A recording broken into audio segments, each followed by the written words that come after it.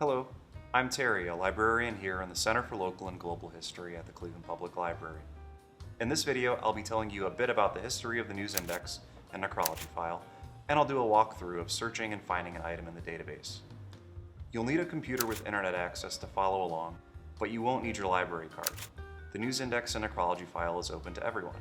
If you don't have a library card, you can sign up for one online at cpl.org or in person at any Cleveland Public Library location.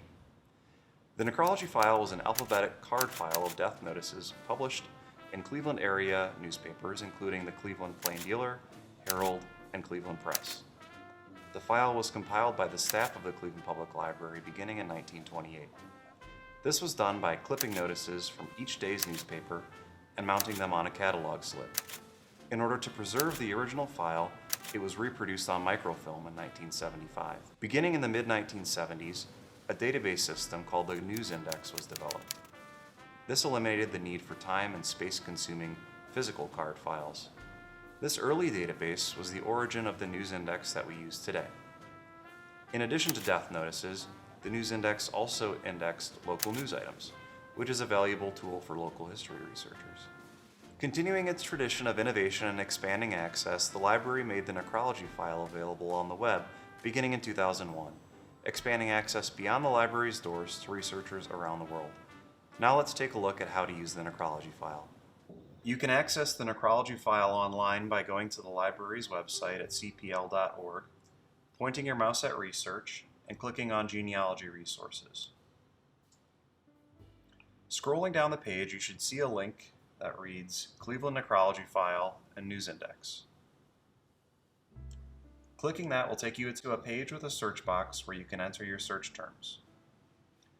You'll want to enter only those words that would have appeared in the notice itself. So I'll go ahead and enter the name of a person I want to look up. In this case, I'm interested in a person named Ralph Perk. You'll notice that I can select a source, either necrology file and news index, necrology file only, or news index only. Normally I leave it as its default of searching both, but you might want to search necrology file only if you're looking for something that you know happened before 1975, and news index only if you're looking for something that you know happened after 1975. You'll notice that my results have a few other names listed. We'll cover why that is in a different video, but for now I'm going to click on Perk, Ralph to take a look at this index entry.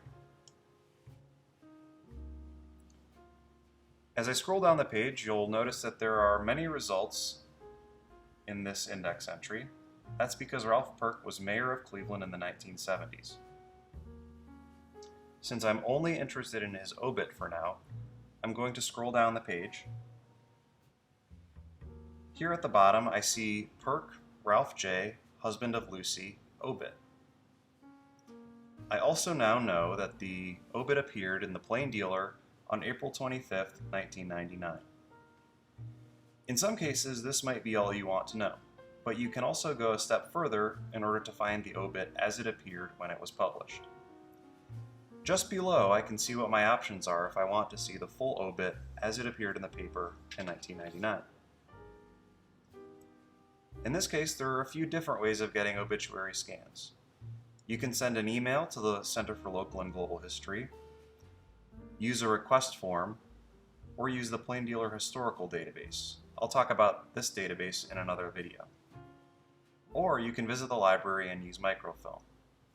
In this case, I'll just use the necrology file form to request a copy of this obit. I'm going to copy this information before I click on the form here. Scrolling down, I can enter my contact information and paste the information that I copied on the prior screen.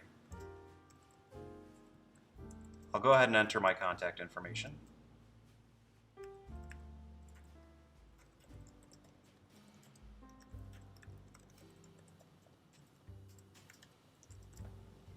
You should see a screen that says, "Thank you for contacting us," once you submit your request.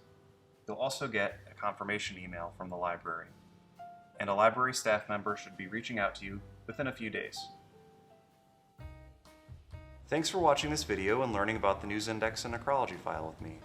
Stay tuned for more videos on how to use some of my favorite CPL resources for genealogy research. See you at the library.